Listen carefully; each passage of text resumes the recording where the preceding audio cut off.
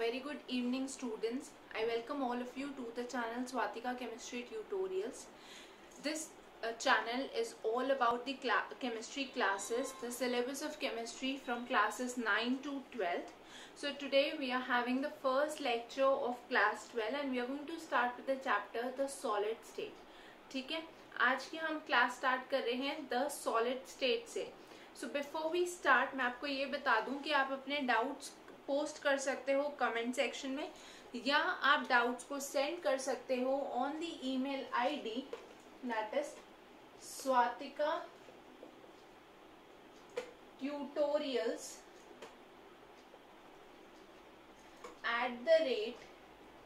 @gmail.com. ठीक है, and don't forget to share the video, like the video and subscribe to it, and also ask your friends to subscribe to it for understanding concepts of chemistry. Okay, so let us start with the chapter. Children, हम लोगों को पता है that there are 3 states of matter. ठीक है, जिनको हम बोलते हैं classical states या basic states. ऐसे हमारे पास 3 states हैं. कौन कौन से? solid, liquid and gas. ठीक है, ये 3 हमारे बेसिक स्टेट्स है, क्लासिकल स्टेट्स ऑफ मैटर है और इनके बारे में आप ब्रीफ में ऑलरेडी 9th-10th में पढ़ चुके हो. उसके बाद इन 2 स्टेट्स के बारे में दैट इज लिक्विड और गैस, इनके बारे में आपने पढ़ा in the chapter states of matter, जो आपका 11th क्लास केमिस्ट्री का 5th चैप्टर था. ठीक है, वहां पे आपने दोनों स्टेट्स के कैरेक्टरिस्टिक्स और वेरियस प्रॉपर्टीज को डिटेल में पढ़ा. अब इस साल का जो हमारा चैप्टर है हमारे सिलेबस में that is the solid state. ठीक है, तो इस साल we are going to discuss the solid state. Now children, if I talk about the state of any substance, अगर मैं आपसे ये बोलूं कि कोई भी सब्सटेंस सॉलिड होगा, लिक्विड होगा या वो गैस होगा, ये हम कैसे डिसाइड करते हैं या ये कैसे डिटरमिन होता है? By 2 factors. There are 2 factors, the thermal energy and intermolecular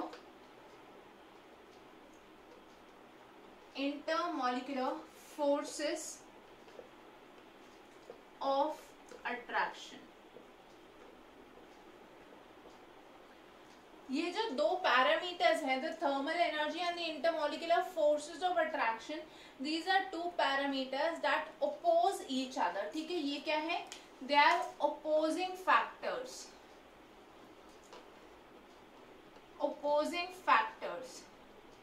और इनका जो नेट इफेक्ट होगा, थर्मल एनर्जी और इंटरमोलिकुलर फोर्सेस ऑफ अट्रैक्शन का जो नेट इफेक्ट होगा, that will decide whether the substance will be a solid or a liquid or a gas at the given conditions. ठीक है, conditions बहुत important है क्योंकि ये दोनों पैरामीटर्स टेम्परेचर, प्रेशर, कंडीशंस के साथ वेरी करेंगी. ओके, सो हम यहाँ से एक कंक्लूजन कर सकते हैं that the net effect of these opposing factors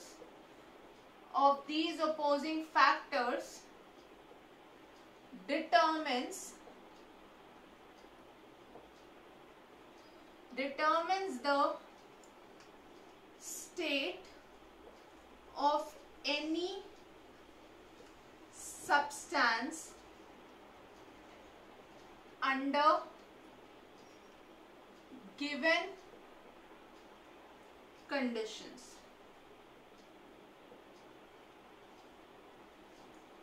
The net effect of these opposing factors determines the state of any substance under given conditions.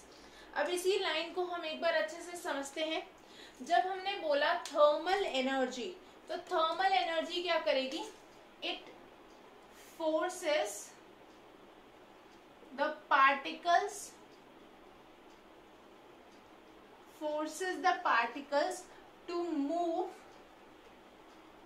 to move away from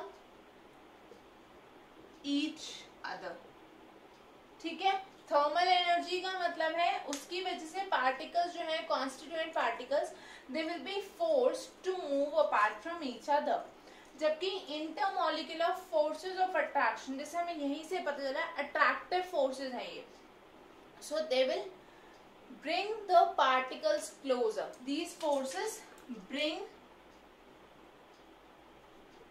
the particles closer. ठीक है, तो आपको यहां से समझ में आ रहा है ना why are they opposing factors? क्योंकि जहां थर्मल एनर्जी पार्टिकल्स को एक दूसरे से दूर कर रही है, इंटरमॉलिक्यूलर अट्रैक्टिव फोर्सेस इन्हीं पार्टिकल्स को क्लोज ला रही है. So when this is happening, इन दोनों का जो नेट इफेक्ट होगा उसके बेसिस पर डिसाइड होगा कि गिवन कंडीशंस में, मतलब गिवन टेम्परेचर और प्रेशर में उस सब्सटेंस का फिजिकल स्टेट क्या है, whether it is a solid, whether it is a liquid और whether it is a gas. ठीक है, I hope children this much is clear to everyone. Let us see how the thermal energy and intermolecular force would decide the state.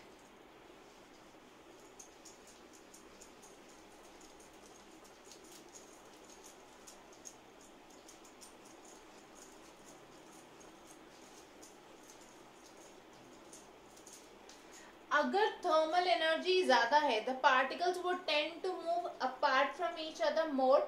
Okay, in such a situation, the intermolecular forces of attraction would be weaker. ठीक है, and the substance will tend to exist in the gaseous state. Fine. When the intermolecular forces are weaker and the thermal energy is higher, तो particles एक दूसरे से बहुत दूर दूर जाएंगे. जब ये पार्टिकल्स दूर दूर मूव करेंगे, the substance will tend to exist as a gas. I hope this point is clear. How will it exist as a solid? This will happen जब thermal energy कम है, मतलब पार्टिकल्स का जो दूर दूर जाने की टेंडेंसी है वो कम हो जाएगी. ठीक है, and the attractive forces between the particles is very strong, so the particles will tend to be closer to each other. So we can write down the statement when intermolecular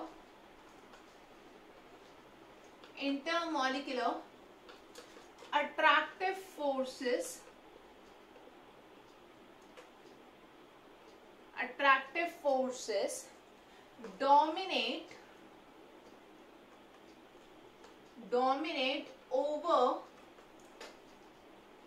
dominate over thermal energy,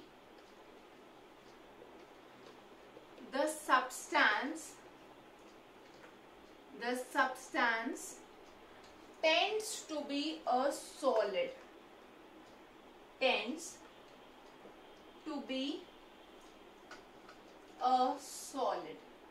तो जब intermolecular attractive force dominate करेगी over the thermal energy, तो particles will tend to stay closer and the substance will act as a solid.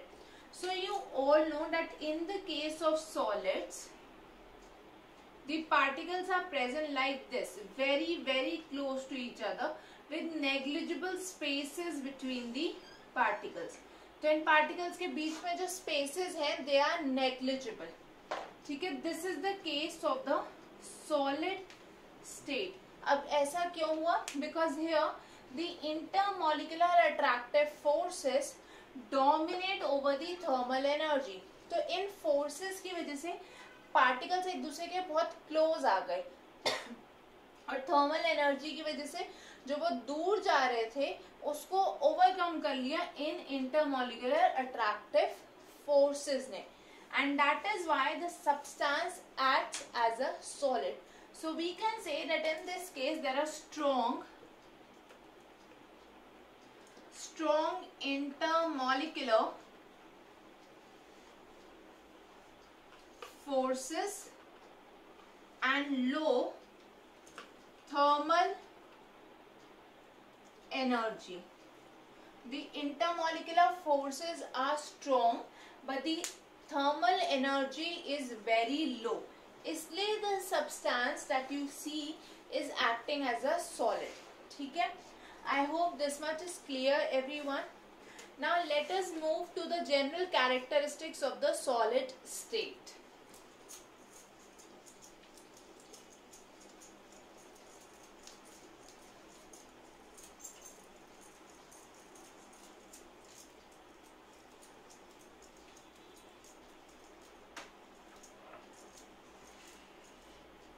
There are certain characteristics which are generally shown by all these solids. तो हम बात करते हैं general characteristics.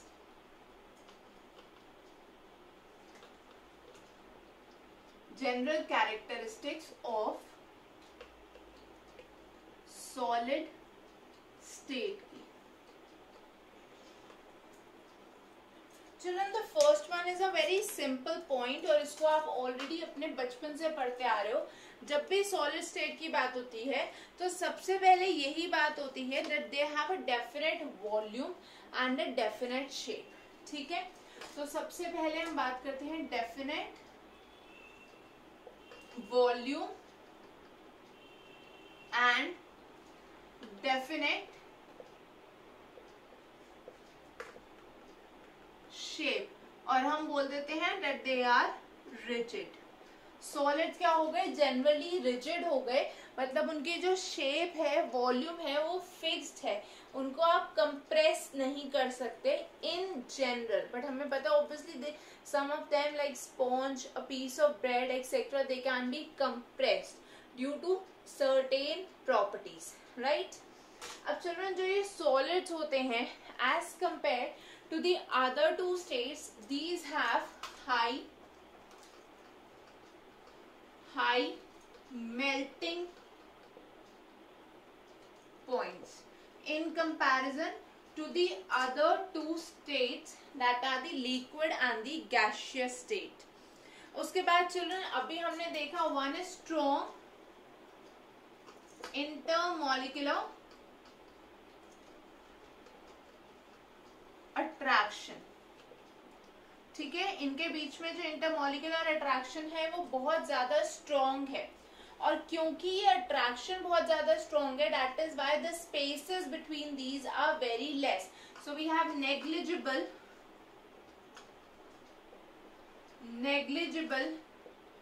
Inter particle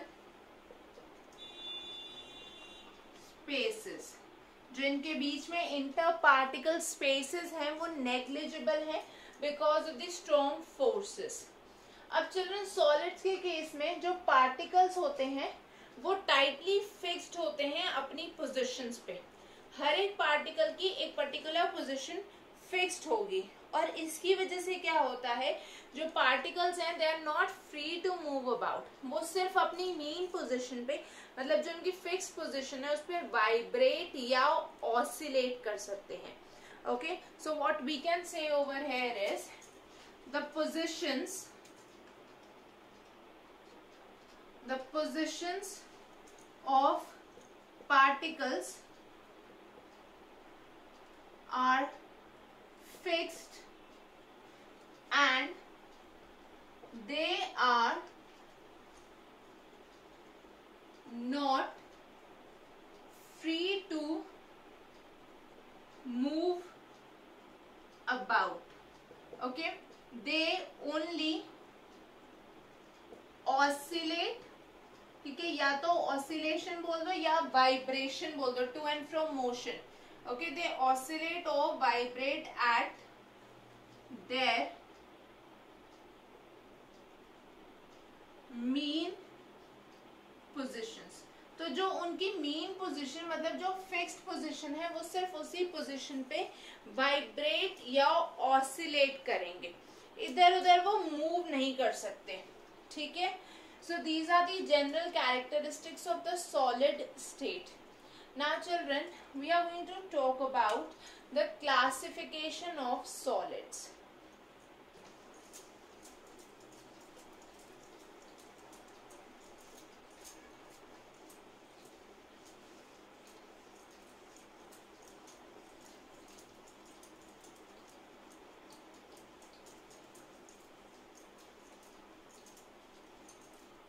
There are two ways to classify solids. ठीक है, solids की classification हम दो तरीके से कर सकते हैं.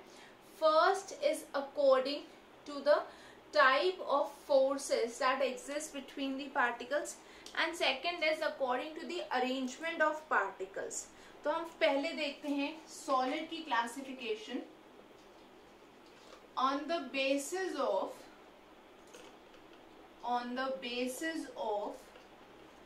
arrangement of constituent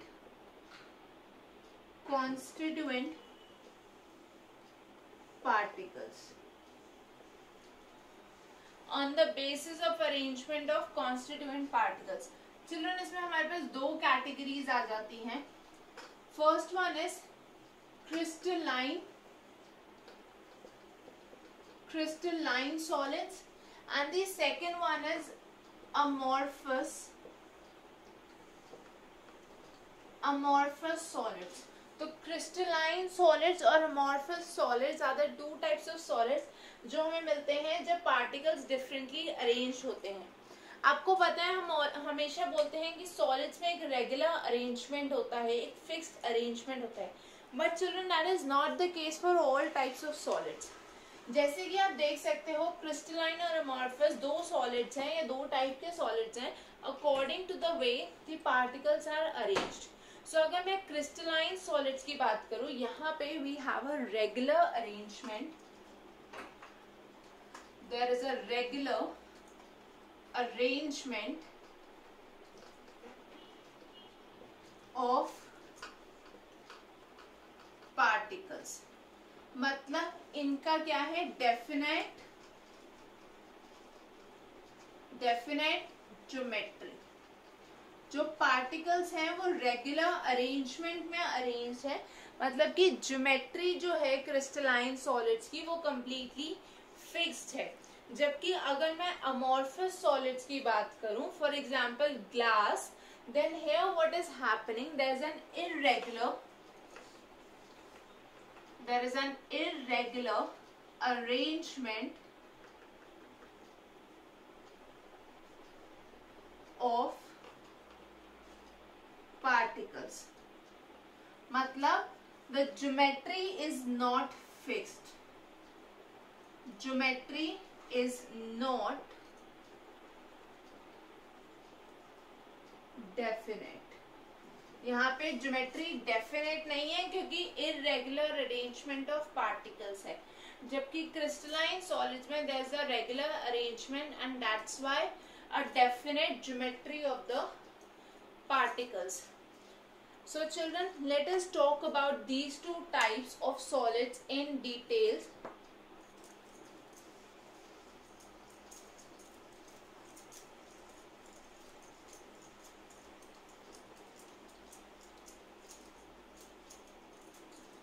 पहले हम बात करते हैं about crystalline solids.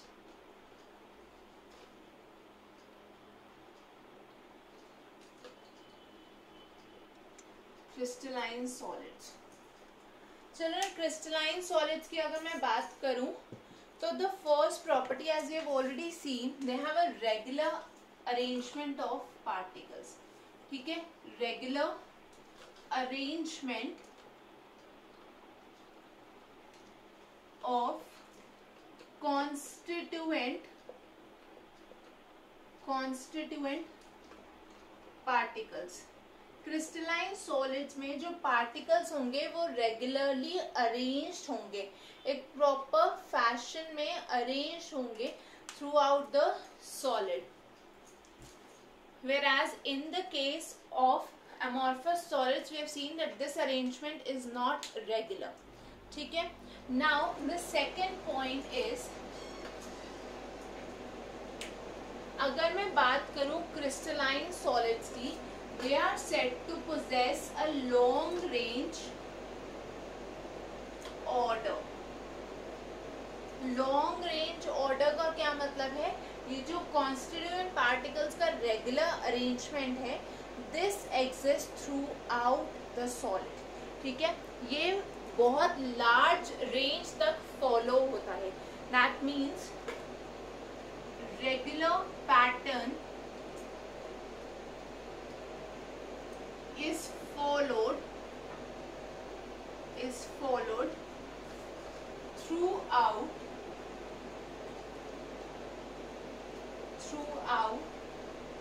the crystal. Solid का जो पूरा क्रिस्टल है पूरे में ये लॉन्ग रेंज ऑर्डर मतलब पूरे में ये रेगुलर पैटर्न फॉलो होगा. दैट मीन्स अगर मेरे पास ये एक क्रिस्टलाइन सॉलिड है जिसमें कि पार्टिकल्स इस तरह से प्रेजेंट हैं, so children throughout the solid ये पार्टिकल्स इसी पैटर्न को फॉलो करेंगे, इसी तरह से प्रेजेंट होंगे every time you move across the crystal. This is the meaning of long range order. अब चिल्ड्रन अगर मैं इस सॉलिड को कट करूं with a sharp knife like this, so I will get very smooth edges and uniform edges. ठीक है, rough नहीं मिलेंगे, स्मूथ और यूनिफॉर्म एजेस मिलेंगे. So what do we get over here? Smooth and uniform surface is obtained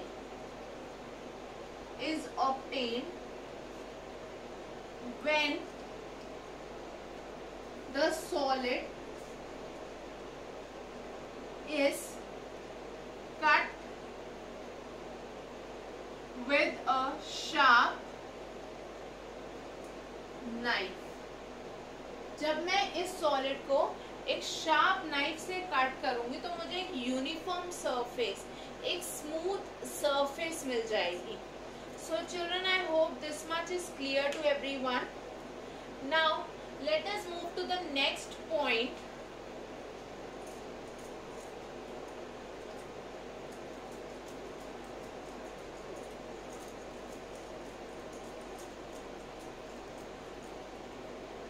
The crystalline solids, they have a sharp melting point.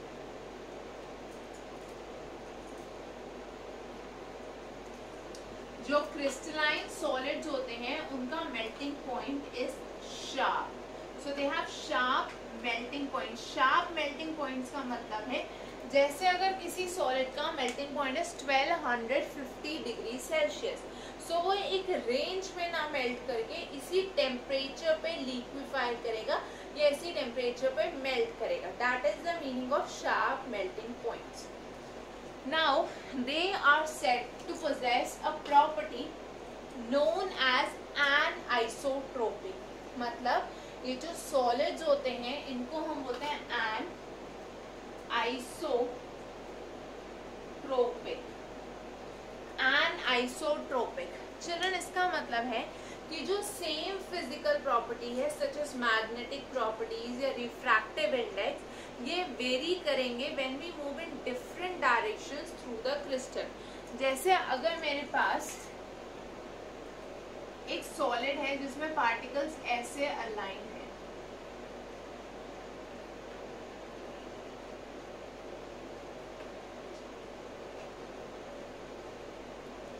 if I move through the crystal and I have particles aligned like this,